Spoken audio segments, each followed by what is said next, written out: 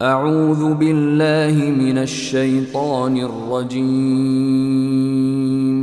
بسم الله الرحمن الرحيم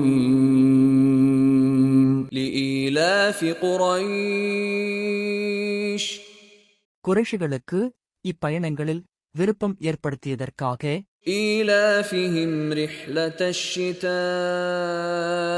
والصيف فليعبدوا رب هذا البيت الذي أطعمهم من جوع وآمنهم من خوف.